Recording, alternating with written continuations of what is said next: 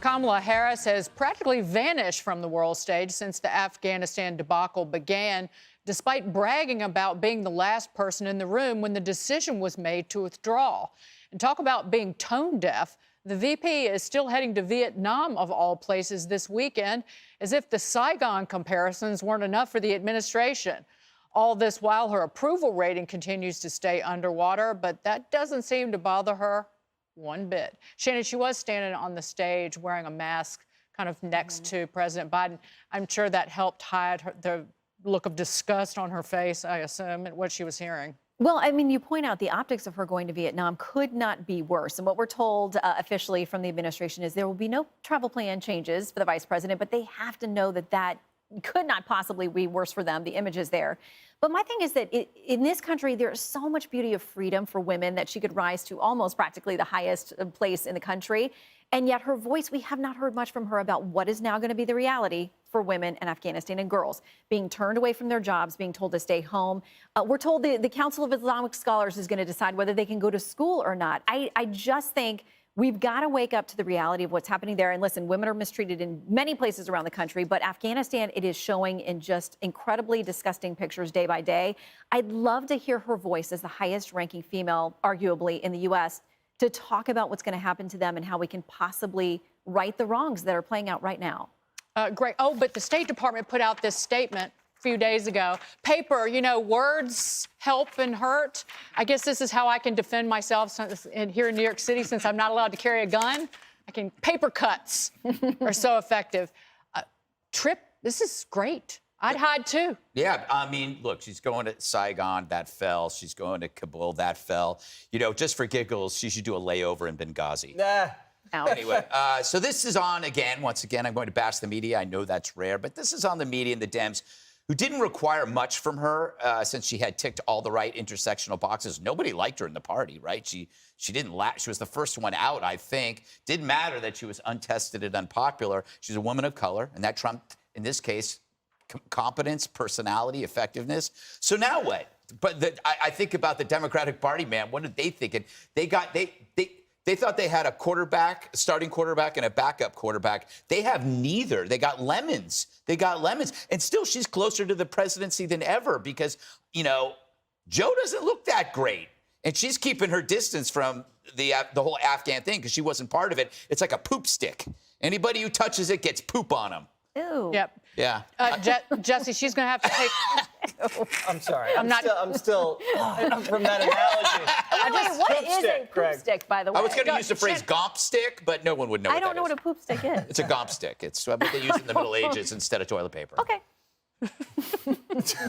Jesse. Don't know why I was thinking about it. You're always thinking about poop.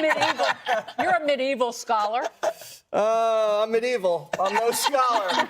I'll just say they planned this perfectly. They were supposed to get out of Afghanistan. She was supposed to go to Vietnam to reorient their whole strategy towards the Pacific, and it blew right up in their face. Now they're keeping the trip scheduled because they're like, we can walk and chew gum at the same time. No, they can't. They can't do one thing at once. So she's going to go, and it's probably good timing to get a little distance, literally and figuratively, from Joe Biden, who's struggling right now. So she can go forge her own identity over in Vietnam and get a little space between them and then come back in a couple weeks and the dust may have settled. But she will have to do an interview when she's there, and she's going to be asked on camera about Afghanistan.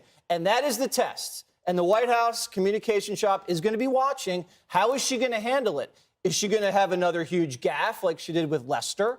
Or is she going to hug Joe and try to keep things together? Or maybe keep a little distance for Joe and say, maybe I was warning. She doesn't have that gear. You don't, right. She's not talented enough to answer a question on Afghanistan. So I predict a huge foot in the mouth situation. She could do the sentimental voice or the laugh voice, but what you're talking about doesn't exist. No, she can't do either, right? Yeah. So it's going to be, as Greg said, damaged goods, both of them. She has a presser on Monday. That's going to be a blast, Richard.